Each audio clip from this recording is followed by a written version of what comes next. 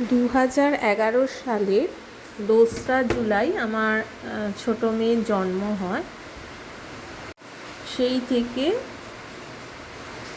আজ অবধি 2025 মানে ও এবারে 14 বছর পূর্ণ করল। শত ব্যস্ততার মধ্যেও এই নিয়মটা আমি করি। যেহেতু আমাকে একা হাতেই সব কিছু করতে হয়, তাই আমি পরিপাটি করে সেজে গুজে আমার পক্ষে আর সম্ভব হয় না ভিডিওর সামনে আসা বা ভিডিও করার। মা এসেছিল এবারে, এটাও একটা স্মৃতি হিসেবে রইল। বাপি তো নেই, আজ 1 বছর হতে চলল বাপি চলে গেছে।